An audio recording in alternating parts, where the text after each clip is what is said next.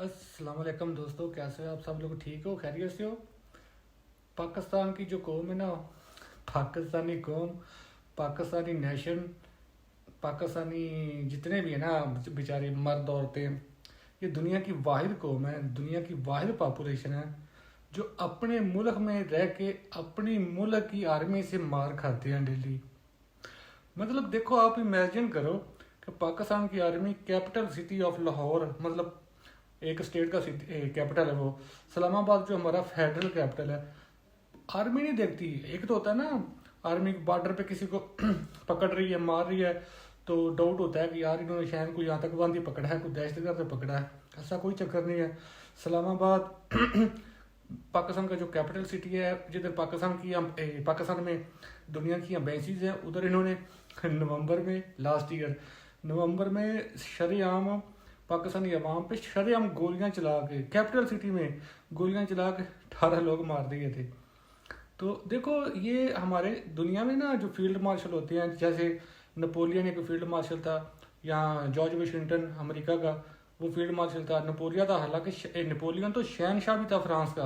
वो सिर्फ army general या फील्ड मार्शल नहीं था, वो तो शौक से जंग पे जाता था, क्योंकि उसको शौक था। ये आर्मी से ही वो आगे आया था और ये फ्रांस का वो शहनशाह बना था, बादशाह बना था। और जॉर्ज वाशिंगटन ने एक प्योर जंग जीती, ब्रिटिश को जंग हरा के ब्रिटिश को किक आउट किया अमेरिका से। तो अब अमेरिका ने क्या किया, 4 साल के लिए उसको सदर बनाया उसकी रिटायरमेंट के बाद, और उसके नाम पे कैपिटल सिटी रख के और पूरी अपनी आर्मी को डाटा बाई कर दिया कि भाई आप लोगों ने जंग जीत के दी है, मुल्क आज़ाद करवाया, तो हमने आपको इज्जत दे दी। उसके बाद कभी आपने आर्मी की इन्वॉल्वमेंट देखी है अमेरिका में या फ्रांस में? हमारे जर्नैलों ने कुछ भी नहीं किया। पाकिस्तान को बनाने वाला तो कह दिया तो एक वकील था, आर्मी का तो कोई रोल नहीं था। पूरी दुनिया की आर्मी जो होती है ना, ठीक है आर्मी रखना एक अच्छी बात है, लेकिन ये होता है कि पूरी दुनिया की जितनी आर्मीज है ना, वो उनके जनरल आते हैं, उनका एक टाइम पीरियड होता है, टाइम एक फिक्स होता है, 2 साल या 3 साल, या उनकी एज मुकर्रर होती है कि उन्होंने 65 साल की एज में रिटायर ऑटोमेटिक हो जाना। हमारे भाई जनरल आते हैं, उनका जाने को दिल ही नहीं करता। वो कहते हैं कि सारी पावर मेरे पास होनी चाहिए, मैं मुल्क चलाऊंगा, मैं पाकिस्तान को रन करूंगा, अमेरिका से मैं मिलूंगा। यार पता नहीं, ये पाकिस्तानी जनरल पाकिस्तान को तो अपने बाप की जगीर समझते हैं। वो अपना एक पैदाइशी बोर्न राइट समझते हैं कि बस हम पाकिस्तान में बोर्न होकर आर्मी में आ गए हैं तो हमारा राइट है पाकिस्तान को रूल करना। अभी मुझे देखो, पाकिस्तान को बनाया या जो भी, हालांकि उसको भी इतना खास कारनामा नहीं है, पाकिस्तान तो ब्रिटिश बनाना चाहते थे। तो मतलब एक वकील ने बनाया, सियासत के जरिए, वोटिंग के जरिए, इलेक्शन के जरिए पाकिस्तान बनाया। आर्मी का कोई रोल नहीं है। ये पाकिस्तान को अपने बाप की जगीर समझती है, मारते रहते हैं लोगों को। और देखो, अगर इनका मुकाबला इंडियन से किया जाए ना, इंडियन कौम में या इंडियन लोगों में कम से कम इस मामले में, आर्मी के मामले में पाकिस्तान से ज़्यादा गैरत है।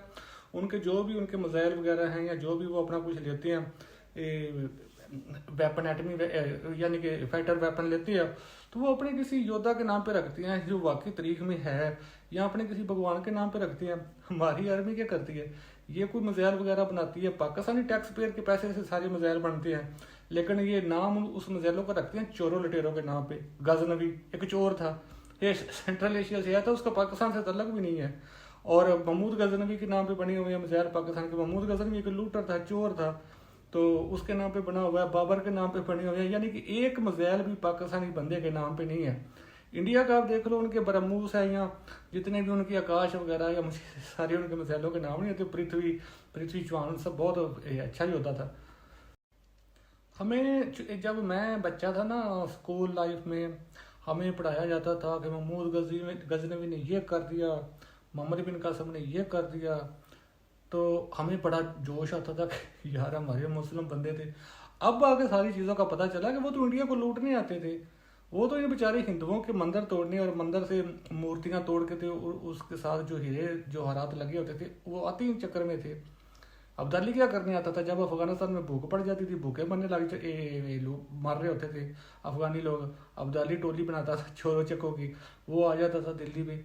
हालांकि उस वक्त हुकूमत भी दिल्ली पर मुसलमानों की थी, तो वो उसका ये होता था कि हाँ मैं मुसलमानों को नहीं लूटूंगा, मैं एक्सक्यूज मी, मैं हिंदुओं को लूटूंगा, क्योंकि उनका टारगेट मंदिर लूटना होता था। लेकिन जाते जाते हमारा लाहौर भी सारा बर्बाद कर जाता था। इवन कि लाहौर पे कब्जा ही कर लिया, वो तो बाद में अल्लाह भला करे राजा रणजीत सिंह उसने आन के कब्जा छुड़वा के दिया इस अब्दाली, इस घटिया अब्दाली से। उसको पाकिस्तान उसके नाम पे भी मिसाइल बना हुआ है पाकिस्तान में माशाल्लाह से। तो देखो हमें बचपन में ये जो पाकिस्तान का सरकारी चैनल है ना पीटीवी, उसमें क्योंकि आर्मी के कंट्रोल पूरा पाकिस्तान है ही उनके कंट्रोल में, उसमें दिखाते थे कोई पुरानी वीडियो चला के कि इंडियन आर्मी कश्मीर में कश्मीरी औरतों के दुपट्टे खींच रही है, उनको मार रही है, जिल कर रही है, कि हमें 90s में दिखाते थे। और आज 2025 में पाकिस्तान की आर्मी पाकिस्तान की लड़कियों के दुपट्टे खींच रही है, और वो भी कैपिटल सिटी इस्लामाबाद में। चलो इंडिया वाले अगर कुछ करते थे 90s के दौर में करते थे, और वो कश्मीर वैसे भी बॉर्डर एरिया, डिस्प्यूटेड एरिया, ये तो शरेआम पाकिस्तान के कैपिटल में औरतों को घसीट रहे होते हैं। ये लिटरली मैंने जो विजुअल 2 साल पहले देखे थे ना, एक लड़की को, अच्छी खासी लड़की, अच्छे खासे घराने की, उसको 2 पुलिस वालों ने, आर्मी वाले होते हैं बस, पुलिस की यूनिफॉर्म पहन के आते हैं, 2 ने टांगों से औरत को पकड़ा हुआ है, 2 को बाजू से उसे घसीट के लेके जा रहा है गाड़ी में बैठाने के लिए, जेल भेजने के लिए। अब जाके इनकी ना सारी चालाकियों का पता चलता है। मतलब देखो पाकिस्तान में पाकिस्तान की आर्मी, और इंडिया में जो बीजेपी है, जो राज्य जनता पार्टी मैंने खैर उसको बोलते हैं, भारतीय जनता पार्टी सॉरी, और मोदी सरकार, इनकी बका उर्दू में बोलते हैं कि इनकी लाइफ जो होती है ना, वो ये जिंदा ही यहाँ इंडिया में मोदी तब रेलिवेंट है कि वो उसकी पाकिस्तान के साथ दुश्मनी, वो लोगों को जज्बा देता रहा कि पाकिस्तान हमारा दुश्मन है। सेम इसी तरह पाकिस्तान में पाकिस्तान की आर्मी अगर पाकिस्तान में रेलिवेंट है, तो वो हमें भारत के खिलाफ, इंडिया के खिलाफ जज्बाती कर करके, तो इसलिए उनकी रेलिवेंट है। अगर मोदी की जगह कोई अच्छा हुक्मरान आ जाता है इंडिया में, मिसाल लो आ जाता है वो कोई जो विपक्ष का नेता है राहुल गांधी, और इधर हमारा इमरान खान आ जाता है, ये दोनों जफ्फियाँ डाल लेते हैं, 10 साल का, 15 साल का, 20 साल का मुआहदा साइन कर देते हैं, एक ट्रीटी साइन कर देते हैं कि हम अगले 20 साल तक नहीं लड़ेंगे, बॉर्डर से फौज पीछे ले जाएंगे, कश्मीर को भूल जाएंगे, जो आपके पास है आप रखो, जो हमारे पास है हम रखो। पाकिस्तान की आर्मी की क्या वैल्यू रहेगी? तो ये इतने घटिया जर्नैल है ना, इनकी प्लानिंग ये होती है, तो पाकिस्तान की आवाम को मारो, कुट लगाओ, जो बात करे उसकी फैमिली उठा लो, उसकी औरतें उठा लो, जेलों में रखो, गैब कर दो, मार दो, और बस इंडिया के खिलाफ दुश्मनी के जज्बात जिंदा रखो। सेम इसी तरह बीजेपी करती है, उनके पास पाकिस्तान के अलावा कोई स्लोगन ही नहीं होता। अभी तो इतने इतने पढ़े लिखे, इतना मोदी ने या बीजेपी ने पाकिस्तान के खिलाफ जहर उगला 11 साल से, जैसे वो सियाने कहते हैं ना कि इतना झूठ बोलो, इतना झूठ बोलो कि अगले बंदे को सच ही लगना स्टार्ट हो जाए। तो जितने पाकिस्तान इंडिया में प्रोफेसर थे, पढ़े लिखे लोग थे, वो भी पाकिस्तान से अब नफरत करना स्टार्ट हो गया। जो पहले पीस की बात करते थे, दोस्ती की बात करते थे, ठीक है भाई, हो गया, हमारी आर्मी करवाती होगी 2 नंबरियाँ आपके एरिया में कश्मीर में, हम ये नहीं कहते कि ये हमारी आर्मी बड़ी फरिश्त है, लेकिन आप थोड़ा सा इन्वेस्टिगेट भी किया। माशाल्लाह से पाकिस्तान की आर्मी जो है ना, वो टका के झूठ बोलती है, खुले दिल के साथ और पक्के मुंह के साथ झूठ बोलती है। मतलब कोई उनके ना वो पे परेशानी या शर्म या थोड़ी बहुत शेम उनको कोई फील नहीं हो रही थी, बड़े पक्के मुंह से झूठ बोल रहे होते हैं, और साथ कुरान की आयतें पढ़ पढ़ के सुना रहे होते हैं। मतलब ये आसम मुनीर जब स्पीच करता है, पहले तो दुनिया के कोई जर्नल किसी यूनिवर्सिटियों में जाकर लेक्चर नहीं देती, हाजिर सर्विस जो जर्नल होते हैं, रिटायर्ड को अगर कोई यूनिवर्सिटी इनवाइट कर ले तो वो चल जाता है, लेकिन हाजिर सर्विस तो किसी पूरी दुनिया में कहीं नहीं जाते, उनके ये डिमेन ही नहीं होती। हमारा कोई कभी कौन सा जर्नल, कभी आर्मी चीफ, कभी फील्ड मार्शल, वो पाकिस्तान की यूनिवर्सिटी में, यानी कि लड़कियों लड़के को उन्होंने ब्रेन वॉश करने होते हैं। तो अल्हम्दुलिल्लाह इतने पक्के मुंह से झूठ बोल रहे होते हैं, और साथ अल्लाह ताला का नाम ले रहे होते हैं, साथ कुरान की आयतें पढ़ रहे होते हैं। इनको देखो जी, जब भी प्रेस कॉन्फ्रेंस करते हैं या कहीं स्पीच करते हैं, पहले द्रोशी बिस्मिल्लाह पढ़ के द्रोशी पढ़ेंगे, अल्हम्दुलिल्लाह को 2-4 कुरान की आयतें पढ़ेंगे, और उसके बाद लगातार 10 या 15 मिनट झूठ बोलेंगे। हमारी आर्मी पाकिस्तान के इलेक्शन चोरी करती है यार, शरेआम इलेक्शन चोरी करती है, जिसको उन्होंने जिताना होता है। मतलब आप जिधर मर्जी वोट डाल दो, क्योंकि जो फॉर्म 47 होता है वो तो डिप्टी कमिश्नर ने देना होता है, जिसको डीसी बोलते हैं इंडिया में, पता नहीं डीएम बोलते हैं क्या।